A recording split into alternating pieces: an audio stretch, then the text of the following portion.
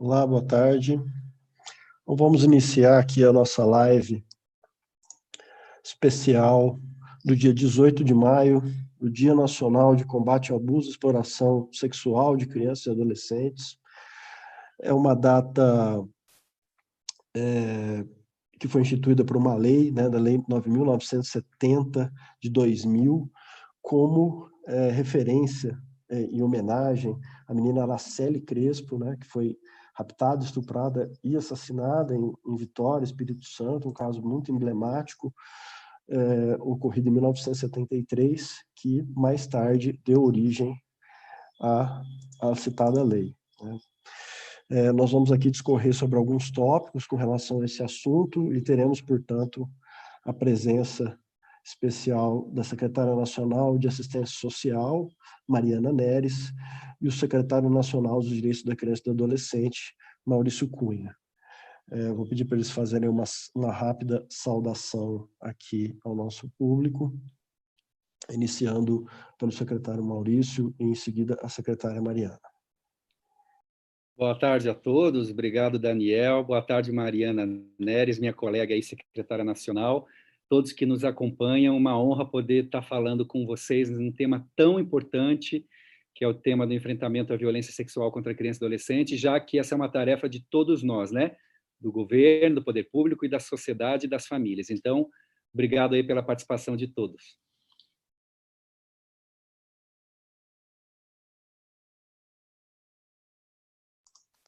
Olá, boa tarde, Daniel, boa tarde, secretário Maurício Cunha.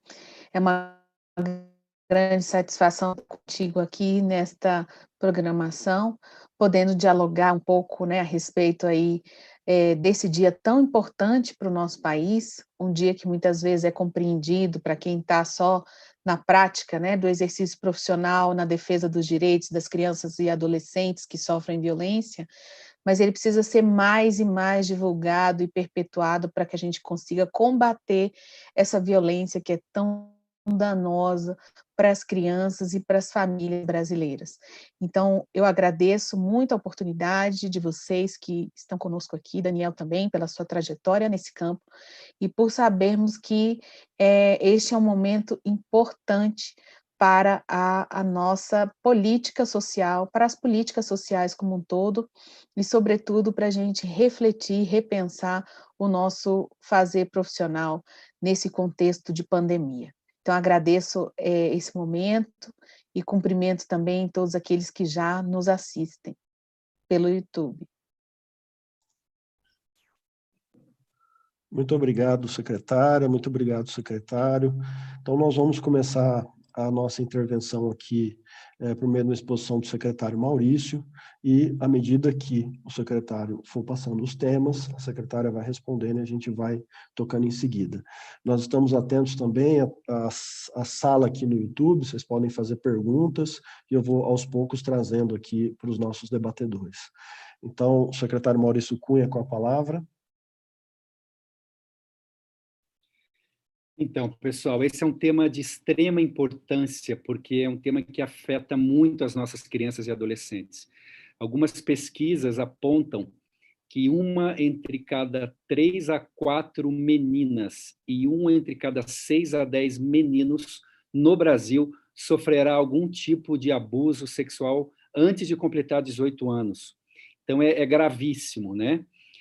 Quando a gente olha para os registros de violações de direitos no Disque 100, por exemplo. Hoje de manhã foi divulgado, pela primeira vez, foram divulgados os dados de violações do ano de 2019. Houve uma audiência da Ouvidoria Nacional com a imprensa, né? E os dados são estarrecedores. 55% de todas as denúncias no Disque 100 ao longo de 2019 se referem a crianças e adolescentes. É, de longe, então, o grupo, dentro do Disque 100, né, de todos os tipos de violação, é o grupo que mais sofre violação de direitos, que mais sofre violências.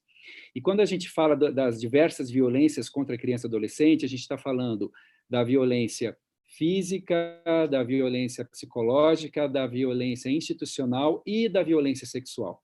E dentro da violência sexual, a gente pode falar do abuso e da exploração sexual. São duas formas de violência sexual, né? A exploração sexual, ela diz respeito a uma atividade lucrativa, né? Você se aproveitar, se utilizar, explorar, né? Como o nome diz, os corpos de crianças e adolescentes para obter vantagem financeira, e que é algo terrível, né?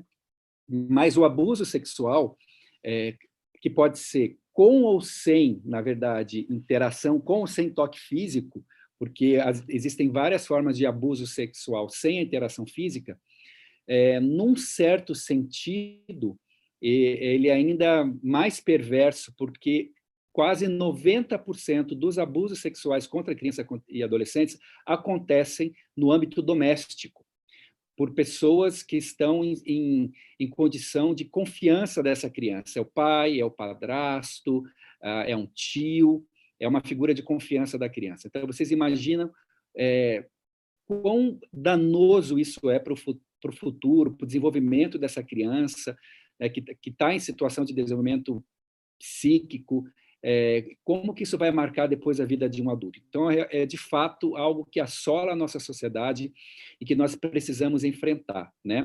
Os dados são muito graves e um dado interessante é que no Disque 100, a violência, o abuso sexual ou a violência sexual como um todo é apenas o quarto tipo de violência contra a criança. Ele fica atrás da violência física, da violência psicológica, mas se você considera, como alguns estudos apontam, que a violência sexual ela tem uma notificação menor do que 10%, diferente de outras violências, né? Outras violências aparecem mais, né? O abuso sexual, principalmente o intradomiciliar, ele é mais difícil de ser percebido. Então, estima-se que só menos de 10% desse tipo de violação é denunciado à sociedade. Então, de todos os dados de violação de direitos, né, de denúncias, aliás, de violação, de violências contra crianças e adolescentes no ano passado, foram 86.837 denúncias. Esse dado vocês estão recebendo em primeira mão, ele foi divulgado hoje para a imprensa brasileira, tá? 17.029 foram de violência sexual. Mas se você considera que alguns estudos mostram, né, principalmente estudos lá da USP, do Laboratório da Infância, que só 10% é notificado nesse caso de violência, a gente teve mais de 170 mil casos no Brasil.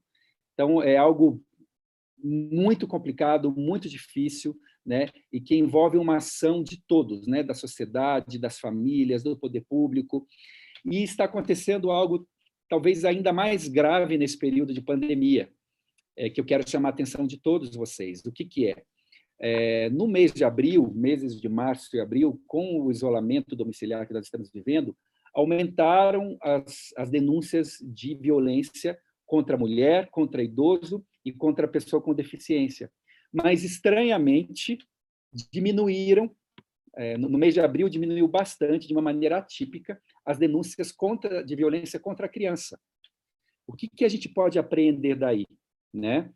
Que essa criança está num sofrimento ainda maior, porque atores sociais que tinham contato e poderiam perceber esses abusos, por exemplo, a escola, né, os educadores, os professores, profissionais de saúde, não estão fazendo as denúncias no período de pandemia. Tá? Está havendo uma subnotificação ainda maior, um decréscimo significativo. Então, por isso, nós precisamos mobilizar mesmo a vizinhança, a sociedade.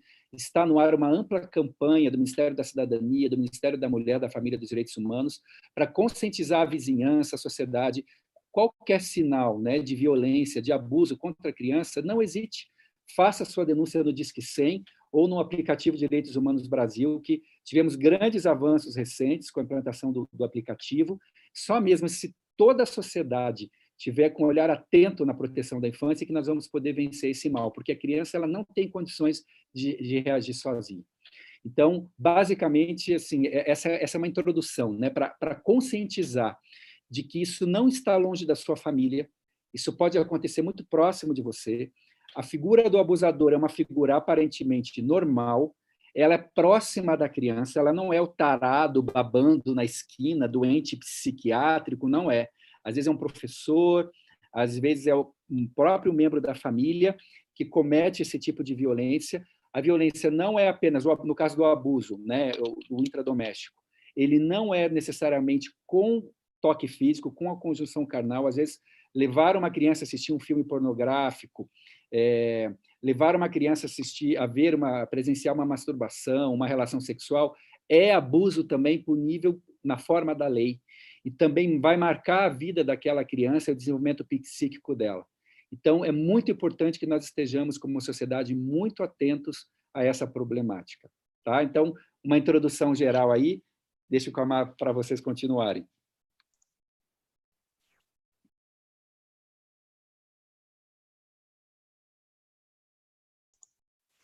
Secretária Mariana. Maurício, que números alarmantes, né? Porque, de fato, aquelas violências que saem, né, que saem à vista, que são registradas, e as que não saem, que são também mais graves, né, ou tão graves quantas.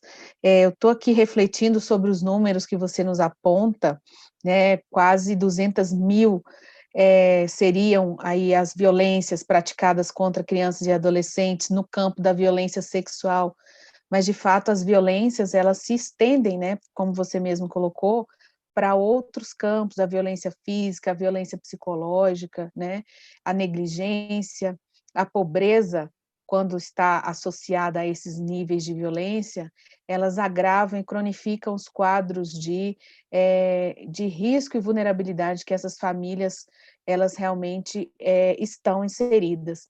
No caso da assistência social, é uma política que tem essa finalidade, né, de dar uma atenção, um olhar específico, um olhar especial para situações de violência que estão associados em contextos de pobreza, de vulnerabilidade, e que são acometidas aí por milhões e milhões de brasileiros, né? Em relação ao público coberto pela assistência social, nós temos um conjunto aí maior do que 70 milhões de pessoas aí no cadastro único que são, de alguma maneira, enxergados pela assistência social, seja pela busca ativa dos CRAS, seja pelos CREAS, os Centros de Referência Especializados da Assistência Social, ou seja mesmo por uma rede capilarizada em todo o país. Mas eu queria fazer um destaque especificamente aos centros de referência especializados da assistência social, que são os CREAS, né?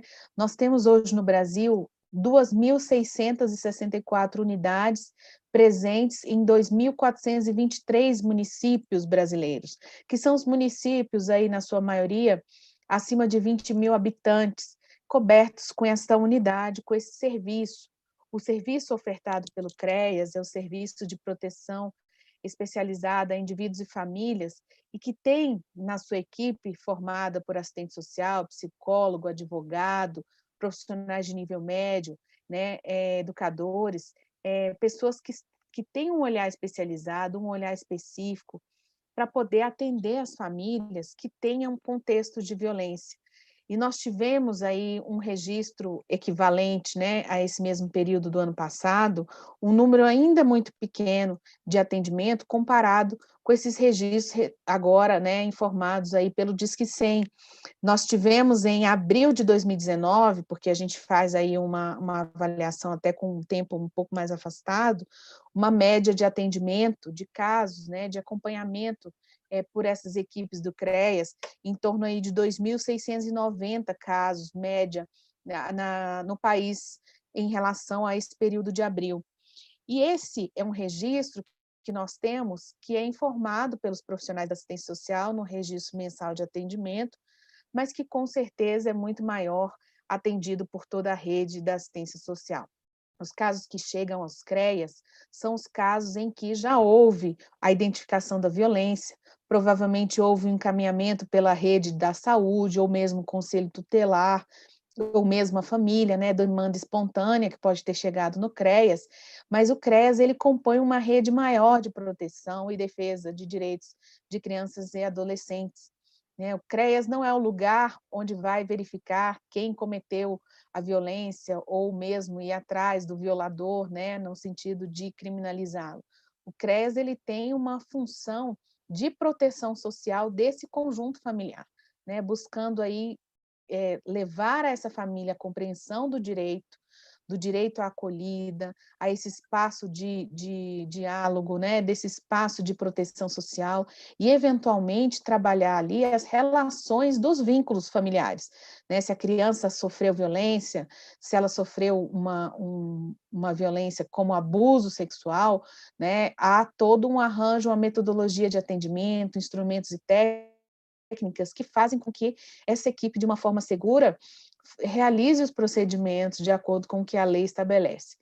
Agora, em relação à exploração sexual, que é uma situação bem mais gravosa, né, porque, na verdade, há toda uma finalidade comercial em cima, né, da relação da criança e do adolescente em contextos, né, de violência sexual, elas se agravam mais, porque aí você tem, no mínimo, 2 violações de direitos, né? Você tem aí a violação né, de uma influência, uma interferência sobre o desenvolvimento infantil em relação à criança, né, uma relação abusiva sobre a criança, mas há também uma exploração comercial dessa violência. E isso caracteriza para nós uma das formas mais graves de trabalho infantil, a exploração sexual.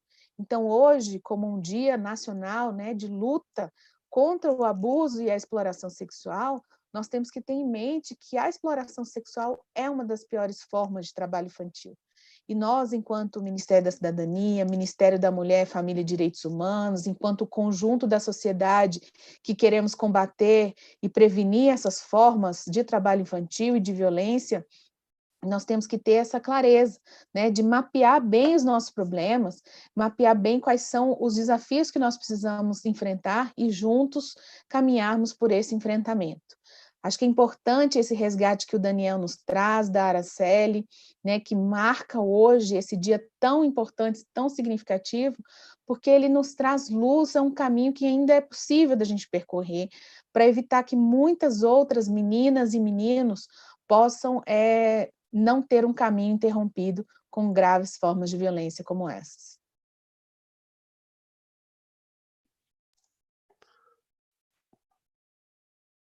Secretário Maurício? Sim.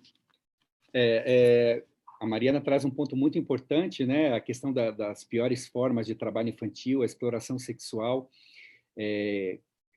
como que isso é perverso, né, na violação dos direitos da criança e do adolescente. Nessa diferenciação entre abuso e exploração, né, eu queria trazer alguns elementos que capacitassem aí os nossos ouvintes, né, sobre como enfrentar esse problema a partir do conceito de abuso sexual, inclusive com amparo na legislação, né? O abuso sexual, falando especificamente do abuso, né, não da exploração, é todo ato de natureza erótica, com ou sem contato físico, reforçando aquilo que eu já falei, com ou sem uso da força, entre um adulto ou adolescente mais velho e uma criança ou adolescente. E o intrafamiliar é quando ele acontece por pessoas unidas por vínculos de consanguinidade, afinidade ou responsabilidade.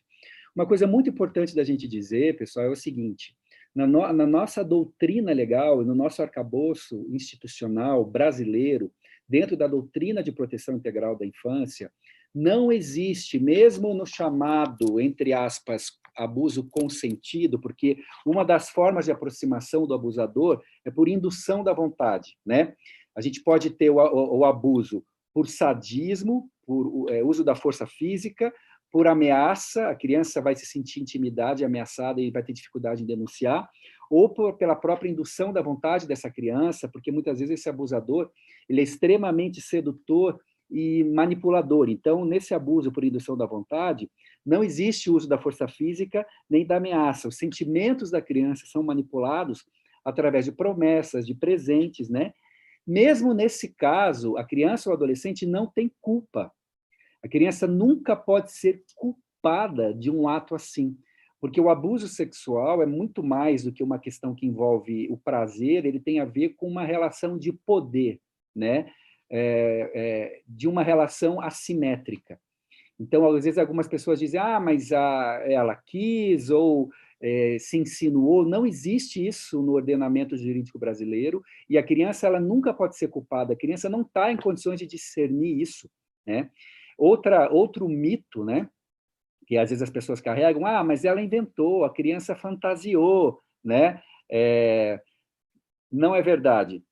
Algumas pesquisas apontam que em mais de 92% dos casos a criança está relatando a verdade, a criança não tem toda essa imaginação assim, não, pessoal. Ela é criativa, mas ela não ia inventar uma história dessa, e mesmo em alguns pontos onde você pode dizer que não houve, de fato, o abuso, o relato da criança aconteceu por indução de outro adulto para prejudicar um adulto, né? Então, a criança sempre precisa ter a sua opinião levada em consideração, e ela sempre é uma vítima. Lembrando que qualquer relação sexual, né, ou ato libidinoso com menor de 14 anos no Brasil é estupro de vulnerável, certo? Então, não tem desculpa, não tem a criança quis, não tem, mas ela não era mais virgem, esse tipo de coisa que ainda acontecem, inclusive ainda em certa jurisprudência, ou muitas vezes no imaginário da população. A gente precisa trazer a consciência a isso. O adolescente, a criança, é sujeito em desenvolvimento. Nós temos que proteger o adolescente, essa criança, tá? E, para isso, tem a idade certa de iniciar a relação sexual, tá? Então, outro mito de que o agressor é um psicopata, um monstro, eu já falei, né? 85% a 90% dos agressores são pessoas conhecidas da criança. O mito de que o abuso é raro e jamais vai acontecer com os meus filhos, pode acontecer com qualquer um. Inclusive, eu quero aproveitar para chamar a atenção de todos vocês que nos ouvem também, que nos assistem. Um outro tipo de violação ligado a isso, que está crescendo muito, que está nos preocupando muito, é o abuso e a exploração online, na internet, que é algo que tem crescido muito. São milhões, já foram detectados algumas milhões de imagens e vídeos de abuso, de exploração sexual de crianças no contexto de pornografia na internet. E, num certo sentido, esse abuso online, a gente pode dizer que ele até, talvez não seja a forma correta de colocar, mas ele é até mais perverso no sentido de que ele se perpetua. Uma vez colocado na rede, ele vai estar lá, sempre, não acaba naquele momento em que houve um toque, por exemplo. A imagem fica lá, a criança sendo explorada. E 24% dessas imagens são imagens que incluem componentes de violência, inclusive de estupro mesmo de uma criança ou um adolescente. E o Brasil, infelizmente, não é apenas um consumidor de imagens, mas ele tem se tornado também um exportador de imagens, porque essas imagens estão sendo comercializadas. A gente vem de uma geração, o pessoal da minha idade, por exemplo, nós não tínhamos internet quando éramos criança. Então, a gente não tem as ferramentas, a preocupação para proteger os nossos filhos, né, ou os nossos netos, desse problema. Então, precisamos urgentemente conscientizar as famílias para que estejam atentos naquilo que seus filhos navegam na internet. 70% das crianças já têm acesso à internet. Se o seu filho tem acesso à internet, ele já está em risco, porque ele pode entrar num chat, ele pode conhecer alguém que vai se aproximar, depois a sua filha, alguém pode pedir um nudes para ela pode entrar em cyberbullying, em chantagem, e é assim aos poucos que esses adolescentes, que esses jovens, que essas crianças vão sendo seduzidos.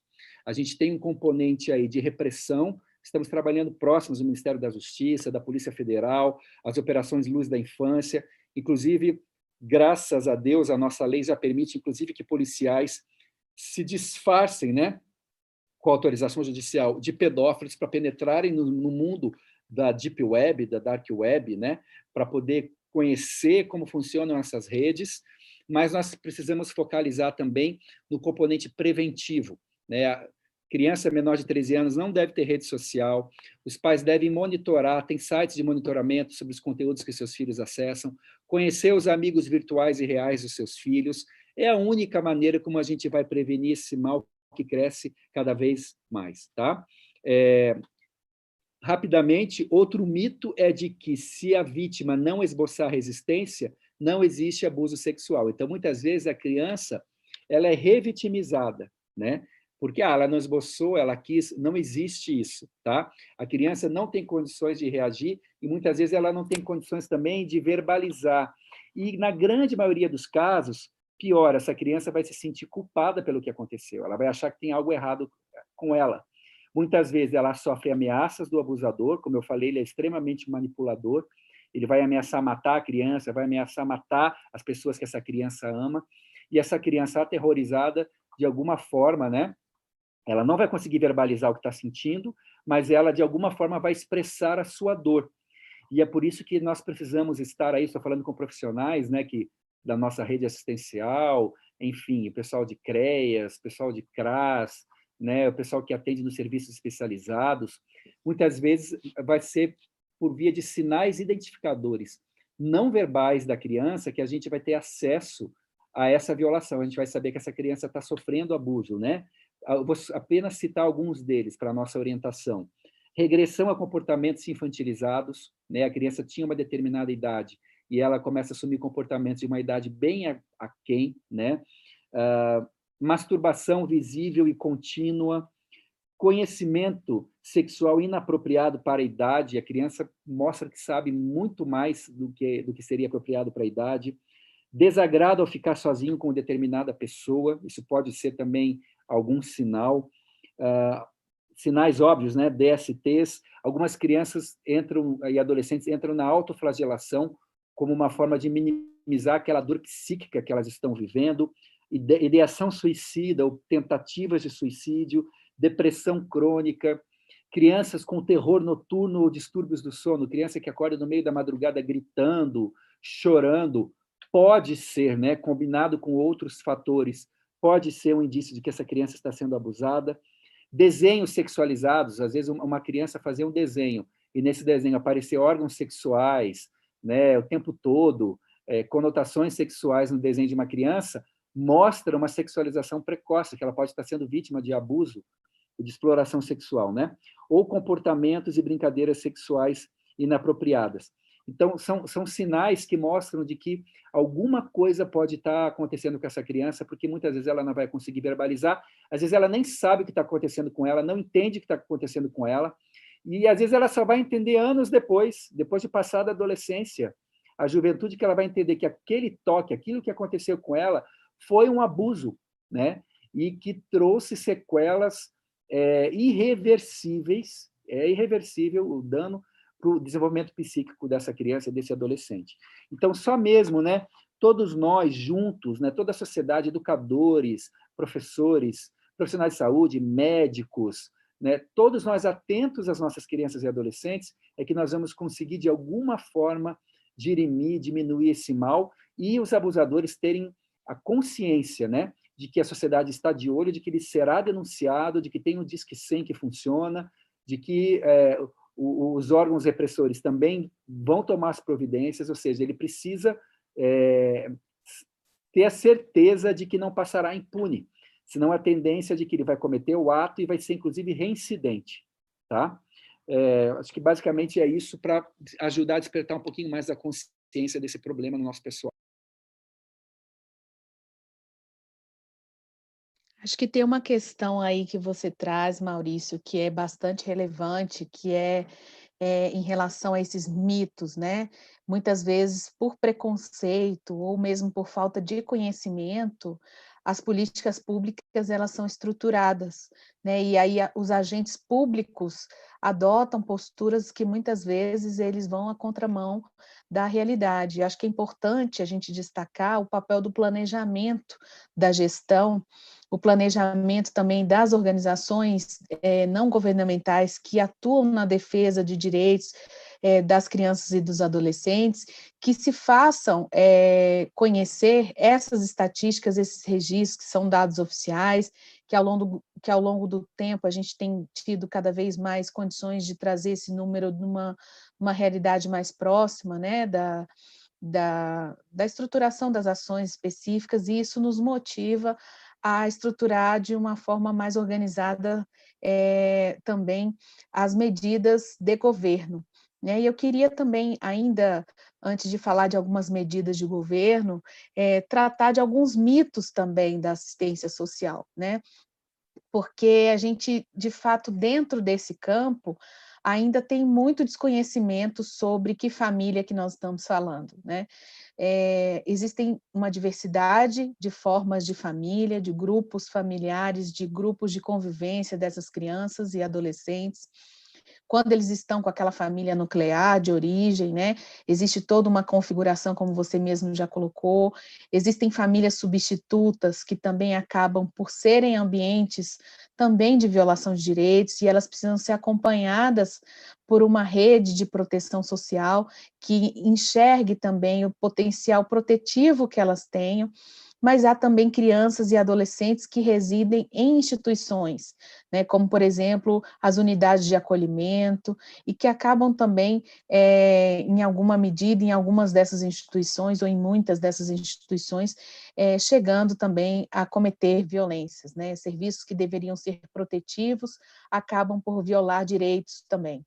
E para isso, já ao longo de pelo menos aí uns 20 anos, a gente já vê que essa história começa a mudar e começa a melhorar em relação aos canais de atendimento, ao acesso dessas crianças aos seus direitos, ao acesso das famílias a uma rede protetiva, a um lugar onde elas possam compartilhar as angústias delas mesmas, né?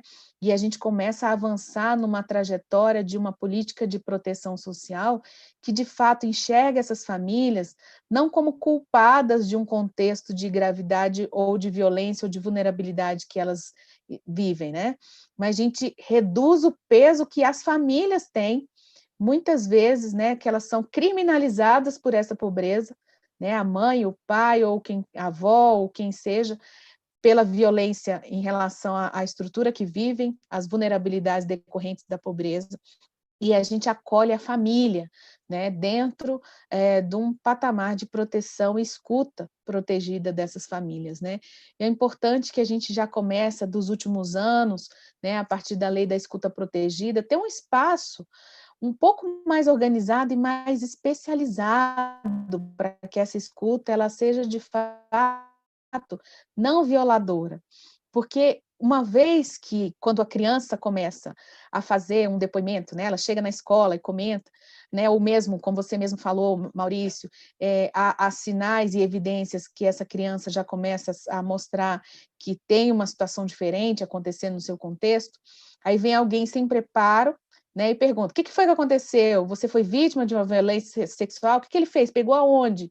Então, aquilo para uma criança, né, ele acaba por trazer de volta toda a consciência, né, daquele momento vivenciado, ou daquela história de momentos vivenciados, e o que a gente fala tecnicamente que houve uma revitimização.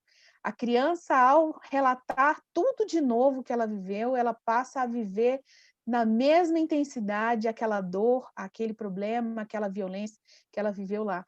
Então, a legislação ela nos traz um pouco, né, uma estruturação, né, de organizações, de procedimentos, né, uma rede mais focada em proteger a criança, mais do que simplesmente achar o agressor e punir o agressor.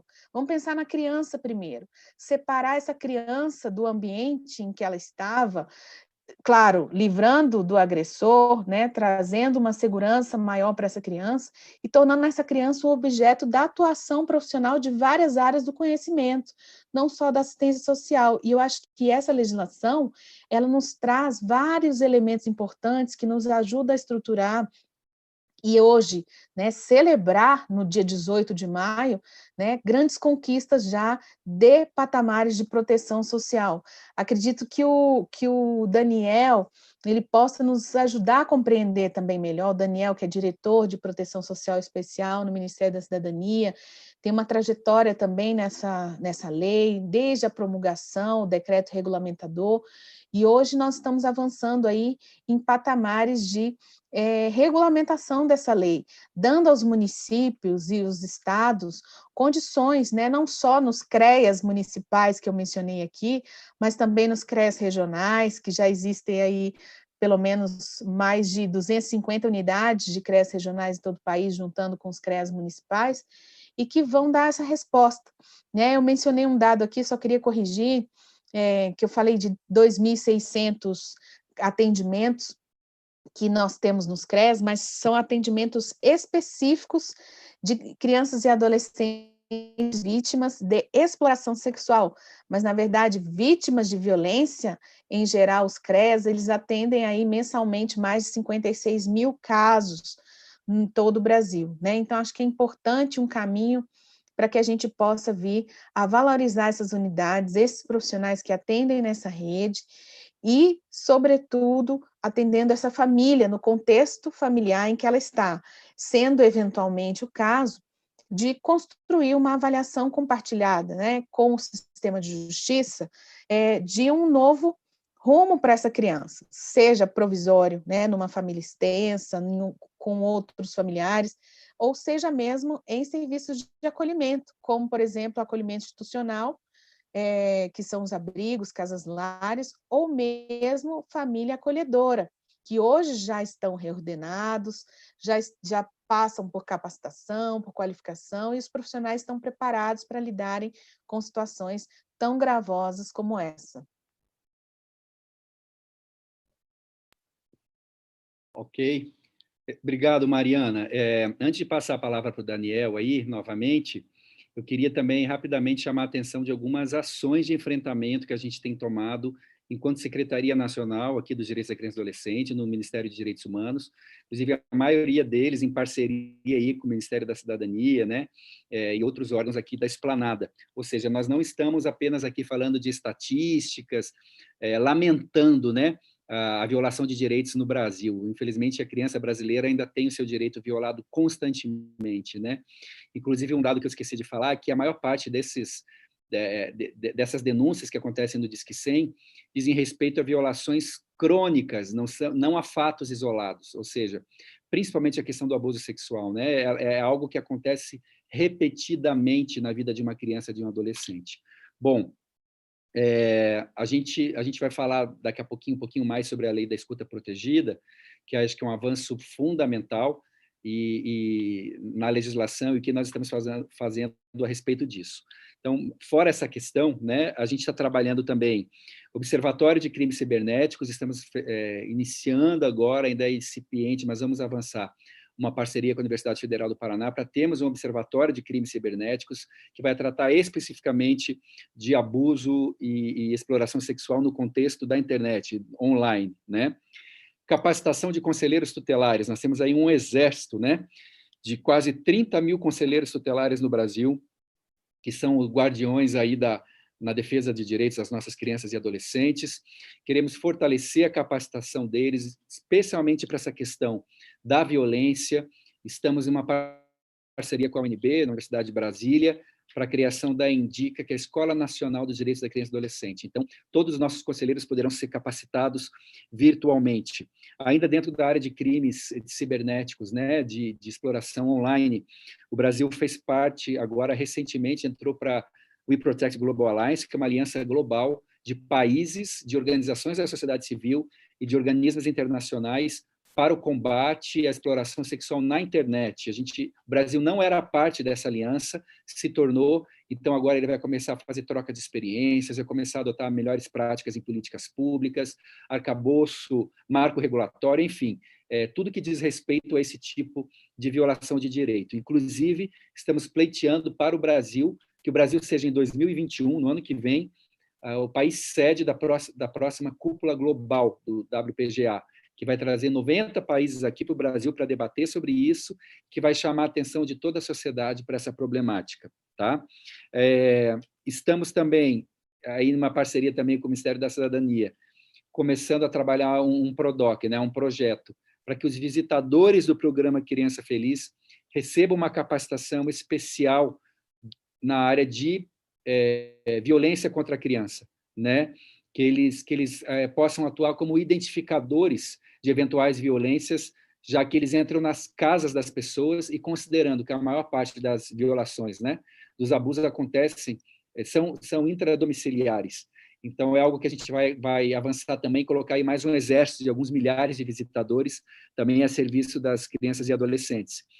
Temos um projeto chamado Criança Protegida, que também já está em fase de elaboração do termo de referência, onde a gente vai contratar consultoria especializada para fazer formação específica de enfrentamento à violência nos estados, né?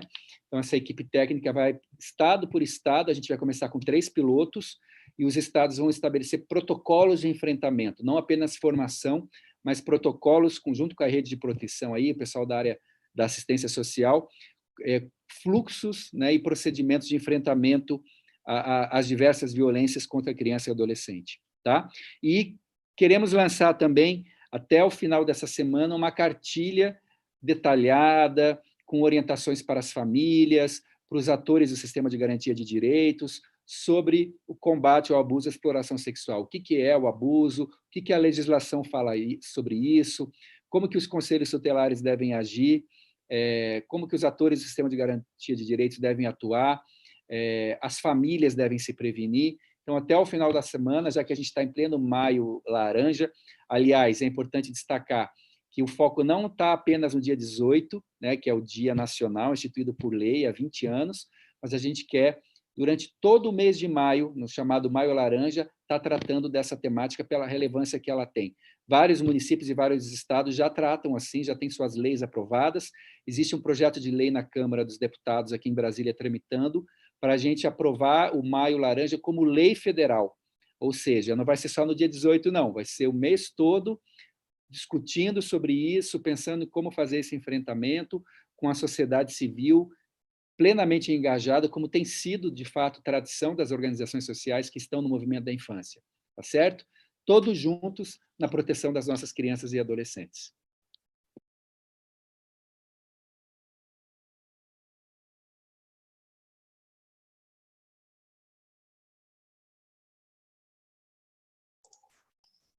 Secretária Mariana, você tem algum comentário? Eu acho que era importante, Daniel, falar ainda um pouco mais sobre a lei da escuta que eu tinha comentado na primeira parte aí. Talvez a gente tenha ainda mais condição de poder apoiar os municípios e os estados, né, nos CREAs regionais ou mesmo nas unidades de CREAs municipais, a qualificação escuta, né, em relação às equipes de referência dentro de um contexto maior de proteção em rede. Mas eu acredito que talvez valha a pena a gente destacar um pouquinho, né, e que ele se modifica em relação a alguns procedimentos metodológicos nesse contexto da Covid.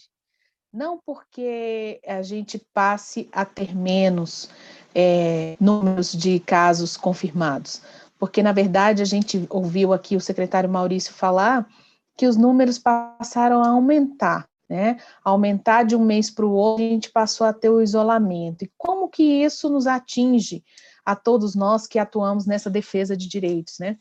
A gente realmente não estava acostumado a confinar as pessoas. A gente sempre se acostumou a retirar as pessoas do isolamento, né? Até como uma forma de defesa do direito da convivência familiar e comunitária.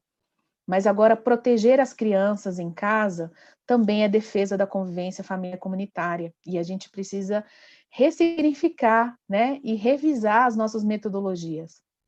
E isso é muito importante quando os projetos apresentados pelo Ministério da Mulher, Família e Direitos Humanos integram também com a rede da assistência social, integram-se com as outras iniciativas também da sociedade civil, né, em busca dessa defesa de direitos, porque a gente vê que há uma perspectiva de também aliviar a sobrecarga das famílias.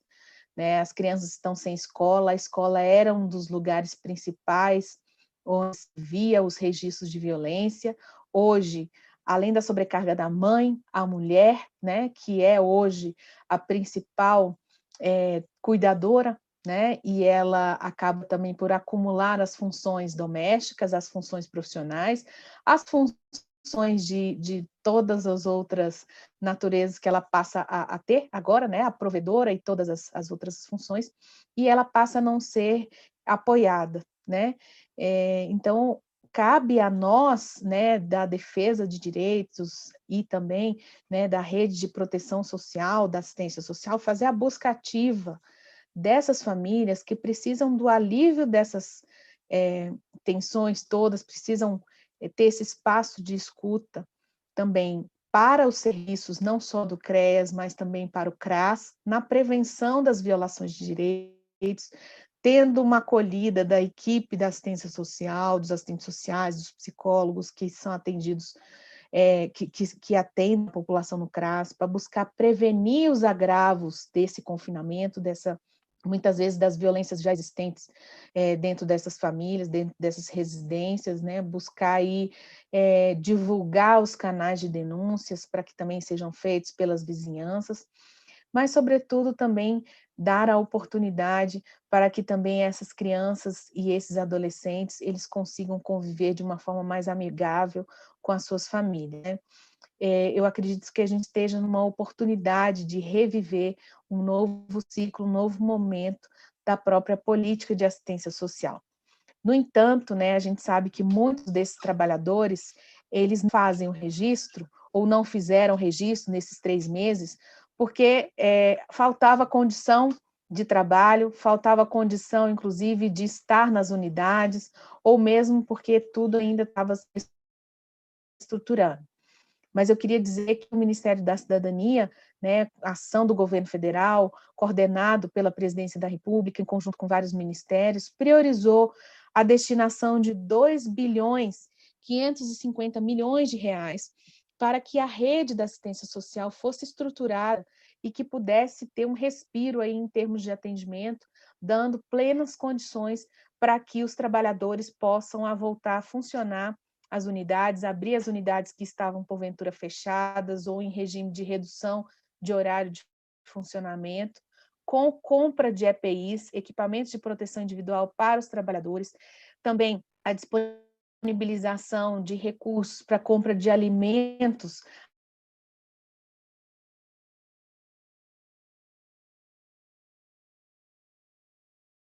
adicionando aí as medidas da própria rede de assistência que muitas vezes fazem uso do trabalho infantil na exploração sexual para conseguir ter uma renda adicional das famílias, né? Então nós estamos dando condições de alimentação dessas famílias de baixa renda e também apoiando essa reestruturação dos serviços de acolhimento, permitindo com que, inclusive, os profissionais possam reprogramar as suas atividades dentro das famílias acolhedoras e outras modalidades de acolhimento. Todas essas informações estão no blog da Rede SUAS, do Ministério da Cidadania, disponíveis com informações sobre os repasses, sobre os recursos disponibilizados pela portaria número 369, de 20 unidades, de que agora, para todos os municípios brasileiros, o governo federal repassou 3 parcelas do cofinanciamento federal ordinário para cada CRAS, CREAS, Centro POP, que inclusive agora passa a ter uma reprogramação de atividades para atender preventivamente esses casos. E como também toda a alta complexidade do SUAS. Passaremos ainda mais 3 parcelas, totalizando aí 6 parcelas do cofinanciamento do governo federal, mediante portaria do Ministério da Cidadania, número 378, que pode permitir com que os profissionais que atendem as crianças e adolescentes em situação de violência sexual, nesses casos aqui que a gente citou, abuso e exploração sexual, possam estar paramentados com os equipamentos de proteção individual e possam estar em campo para fazer a busca ativa e o atendimento das famílias que precisarem, inclusive fazendo os registros adequados dos seus atendimentos. É o Ministério da Cidadania, junto com o Ministério da Mulher, Família e Direitos Humanos, governo federal, preocupado com o bem-estar dessas famílias e dando condições para que essa rede, que é essencial, continue funcionando e atendendo plenamente de acordo com as suas missões institucionais. Muito obrigado, secretária Mariana. Eu queria aproveitar o momento para fazer uma lembrança muito especial do projeto Mapear, tocado pela Polícia Rodoviária Federal, que faz o mapeamento dos pontos vulneráveis à exploração sexual de crianças e adolescentes nas rodovias federais brasileiras. É um projeto que todos os anos nos abastece com informações importantes, né, e também abastece as redes do Sistema de Garantia de Direitos Locais para que possam agir, né, nos locais em que a Polícia Federal identificou. Então, fica aqui essa lembrança muito especial de um projeto muito importante para toda a sociedade brasileira, né? Agora, antes de entrar no assunto específico da lei da escuta, eu gostaria de fazer uma menção aqui às pessoas que estão participando conosco na live. Então, nós temos a Clara Moreira, aqui de Tumbiara, nós temos a Rosana, do Senai de Santa Catarina, nós temos pessoas de Tumbiara, pessoas de Belo Horizonte, Maranhão, Camaragipe, Pernambuco, vamos ver quem mais aqui. Município de Itacururuba, Pernambuco também. Muitas pessoas de Pernambuco acompanhando aqui, muito obrigado. Mato Grosso, Belém, Jaborá, Santa Catarina. Então, muito obrigado a todos pela audiência. Aqui, Alagoas, Paraíba, tem Jaboatão, Pernambuco também. Ribeirão Preto, o Diego Bueno, a Marluce de Talhada, Pernambuco. Então, agradeço a todos aí a participação aqui nesse nosso momento tão especial hoje, do dia 18 de maio. Bem, agora nós vamos começar a falar um pouquinho sobre, então, a Lei 13.431, né, que a gente conhece mais popularmente como a Lei da Escuta. Ela foi aprovada aí no ano de 2017 e em 2018 ela foi regulamentada pelo Decreto 9.603, né? O que eu acho mais importante dessa lei não são só as disposições, tudo o que ela traz, mas a concretização, então, conforme até a secretária Mariana já adiantou um pouco, do principal objetivo dela, da não revitimização, né, de crianças e adolescentes no momento, já sofreu uma violência e ele revive esse momento de violência no momento dele ser atendido em algum serviço social que ele necessitar. Cabe lembrar que a lei não é específica para violência sexual, mas tem, claro, muito a ver com ela.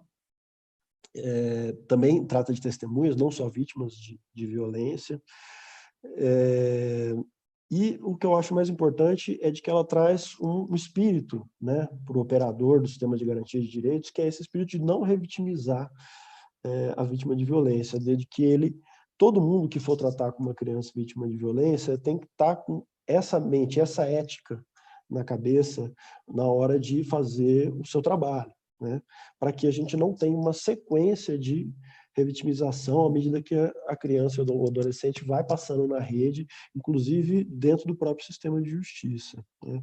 Acho que esse é o grande mote que ela traz, de evitar um pouco também do que a gente discutiu muito na época da lei, que é essa violência institucional até. Não é, muitas vezes, as instituições e as políticas públicas não percebiam que isso havia acontecendo, porque cada um só olhava para a criança e o adolescente pensando nos seus próprios objetivos e não vendo a criança como um detentor de direito, né? Então, ali, na lei, a gente tem algumas disposições importantes, como a divisão entre escuta especializada e depoimento especial, aqui, muito especialmente para a rede de assistência social. Nós já temos um primeiro material que foi lançado, convido todos a conhecer o material, e o que é escuta especializada e o que é o depoimento especial, né? A escuta especializada é o atendimento feito à criança e adolescente exatamente com essa ética de não revitimizar a criança e adolescente, tendo isso sempre em mente, mas fazendo o que for necessário para o atendimento que você está fazendo, né? Então, é necessário fazer escuta especializada em todos os casos? Muitas vezes não. Cada política pública, né, vai ter que desenvolver o seu método de trabalhar, escuta especializada, os limites e tudo mais, de onde isso vai, de como cada profissional vai atuar. Então, a escuta especializada do profissional de assistência social é diferente da escuta especializada do profissional de saúde, por exemplo, né? E uma diferença importante da gente colocar entre a escuta especializada e o depoimento especial é que o depoimento especial ele é feito apenas no âmbito do sistema de justiça, tá? As políticas públicas sociais, elas não fazem depoimento especial. Também não cabe às autoridades judiciárias e policiais determinarem escutas especializadas. Isso não faz sentido, né? As políticas têm que fazer os seus atendimentos com base no que elas vão oferecer ali de entrega ou de necessidade, né, que a pessoa está passando no momento por conta da violência. Bem, fazendo esse primeiro preâmbulo aqui, eu gostaria de passar então para os nossos debatedores aqui, um pouco para a gente ouvir a visão de cada um sobre esse importante tema. Ressalto que a gente ainda tem algum caminho para a implementação da política. O decreto que eu citei, que regulamenta a política, ele coloca ainda alguns desafios que têm que ser alcançados ao longo do tempo, como a capacitação, a troca de informação, o desenvolvimento dessas metodologias ou desses limites que eu falei da escuta especializada no âmbito de cada política pública ou de cada instituição. Então, secretário Maurício, por favor, seus pensamentos sobre o assunto.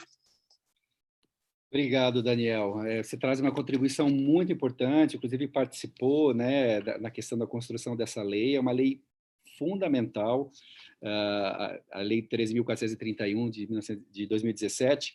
O que a gente está fazendo com relação a isso, né? Eu só vou trazer um dado para vocês verem quão séria é essa questão, Daniel. Temos aqui alguns estudos que indicam que crianças e adolescentes vítimas de violência em nosso país são ouvidos, em média, 8 a 10 vezes pelos órgãos de atendimento, investigação e responsabilização. Agora, vocês imaginam uma criança que sofreu uma violência ter que relatar isso várias vezes, e cada vez que você relata essa violência, você está revivendo aquele momento. Então, é uma revitimização. O Estado está violando esse direito mais ainda dessa criança, porque é uma violência que é feita contra essa criança, esse adolescente. Então, a lei veio em boa hora. Tenho aqui um estudo, por exemplo, da Childhood, né, que é uma organização da sociedade civil, é parceira nessa temática, e eles colocam que, por exemplo, hoje uma criança vítima de violência sexual, em geral, passa pelo Conselho Tutelar, por uma unidade policial, pelo Instituto de Medicina Legal, por uma unidade de saúde, por uma unidade de assistência social, e mais tarde ainda passa pelo sistema de justiça. Então, chega, né? E o que nós queremos fazer, então, enquanto Secretaria da Criança, Secretaria Nacional da Criança e do Adolescente? Nós já estamos mapeando, com a ajuda de outras organizações, e queremos formar um protótipo ou um projeto tipo, né? A ideia é formar centros de atendimento integrado. A gente sabe que já existem centros assim, que concentram num único espaço todos os serviços para atendimento a essa criança vítima de violência. Tem um aqui no Distrito Federal, que eu já fui visitar, tem em Vitória da Conquista, tem em Porto Alegre, tem em Belém do Pará, tem no Rio de Janeiro, Belo Horizonte.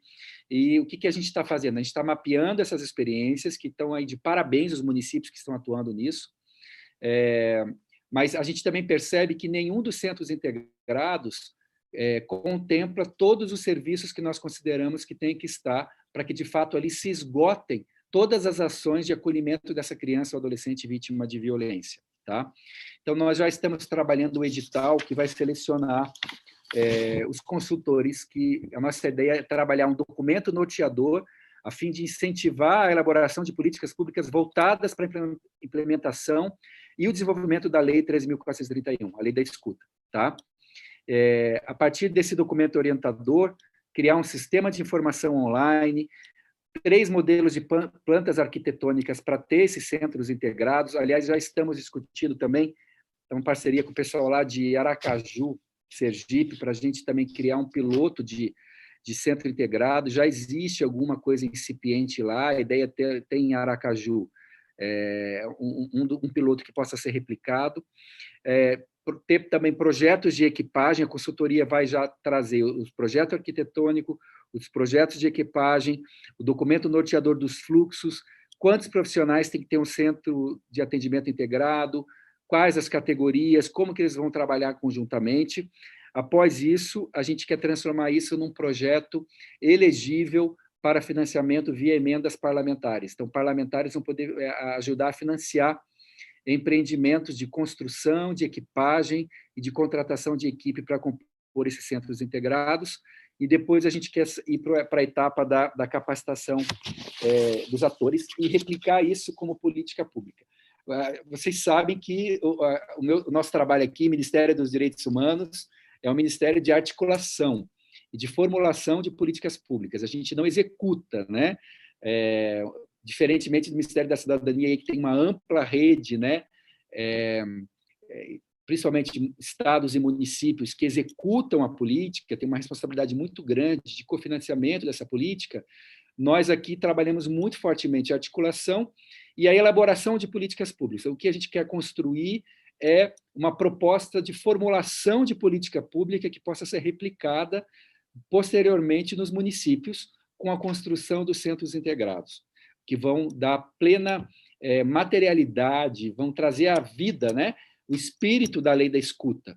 Sabemos que é uma lei muito importante, mas que ainda não foi totalmente implementada. Então, se Deus quiser, aí estamos trabalhando muito para isso, Daniel e Mariana, para a gente poder ter esses documentos norteadores, e vamos precisar muito da parceria também das organizações da sociedade civil que trabalham com isso, mas também de vocês, Ministério da Cidadania, que tem aí toda a rede socioassistencial na mão, para que, de fato, esses centros sejam implantados e a gente pare de revitimizar a nossa criança e o nosso adolescente vítima de violência. É muito importante, Maurício, isso que você nos traz, né? Porque, de fato, tem territórios que vai funcionar muito bem o centro integrado, que precisar estar, de fato, colocando todos no mesmo espaço, né? Todos os arranjos de proteção, a exemplo, né, do Distrito Federal, que tem já um centro integrado. É importante também mencionar que em outros arranjos de território, a gente precisa fortalecer a rede já existente, e aí a gente tem que dar aos municípios, aos gestores, alternativas, né, para que eles possam adaptar aquelas que são mais adequadas para o seu território, para o seu ambiente, para os contextos de violência. O Daniel trouxe aqui, de uma forma muito feliz, um projeto realizado pela Polícia Rodoviária Federal, porque já mapeou as rodovias, né? Mas hoje que a gente já está num contexto de isolamento, que a configuração das violências ela passa a ter um outro perfil, né? Acho que agora a gente vai ter que ter mais desafios de como saber chegar na casa das pessoas, seja pela internet, seja pela busca ativa que a gente precise fazer, seja pelos conteúdos de formação e capacitação que a gente passe a fazer também para as comunidades. Então, existe uma série de desafios que a Covid, que esse momento agora nos impõe para a gente repensar o nosso fazer profissional. E eu acho que isso nos faz enxergar a situação como uma lente de aumento, né? A lente de aumento em que a gente passe a ver aquilo que era bom possa ser melhor, aquilo que era ruim a gente passa a enxergar de uma forma mais intensa, né? Como a violência doméstica, intrafamiliar, onde a gente passa a enxergar também outros sinais de violência que a gente não via antes e que não eram até então tratados em termos de proteção ou mesmo de responsabilização sobre pessoas que passem a cometer essa violência. Então, eu queria muito, assim, nesse dia 18, desafiar os nossos gestores, os nossos trabalhadores, né, a repensarem o fazer profissional com um olhar diferenciado para pensar as pessoas no isolamento, né, pensar também o serviço de forma aberta, né, que não haja interrupção de funcionamento, mas que haja uma reformulação de metodologias, e também já de uma forma assim muito especial parabenizar os profissionais que trabalham com muita seriedade. Eu não tenho dúvida de que quem trabalha na assistência social trabalha com muita responsabilidade, com muito compromisso, né? Trabalha com muita dedicação, com muita responsabilidade. Então, eu sei que muitos dos profissionais que estão na linha de frente não é fácil, Não é fácil mesmo, e eu, assim, tenho gratidão a todos os trabalhadores, as trabalhadoras que se dedicaram, que estudaram, que estão buscando se envolver, e mesmo com isolamento pessoal, como essas pessoas passam, né, sendo grupos de risco ou não, essas pessoas, elas também estão no desafio de se reformular na sua própria prática. Então, eu queria nos colocar à disposição. Nós faremos ainda outros normativos, estamos soltando portarias com notas técnicas específicas para ajudá-los a repensar esse momento. Não que nós fazemos daqui de Brasília, né? Nós também temos adotado vários documentos técnicos. Hoje, por estarmos na gestão federal, nos dá um pouco mais de liberdade para a gente conseguir encontrar outros documentos técnicos, estudos do Ministério da Saúde, já com recomendações sanitárias, nos dá condições de fazer recomendações, né, para que os municípios repensem se essas recomendações são úteis para os seus territórios, né, e possam adaptá-las, claro, para a sua realidade.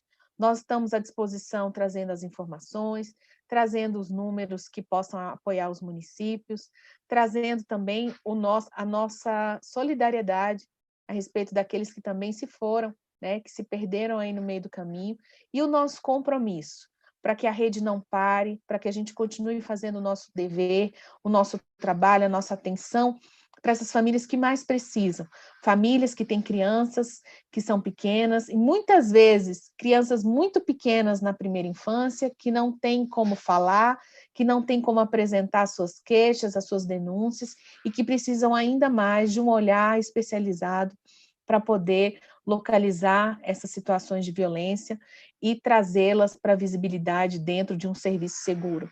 Então, nós parabenizamos e agradecemos a todos, né, por esse engajamento, e nos colocamos também aí à disposição para outras agendas futuras que a gente venha fazer.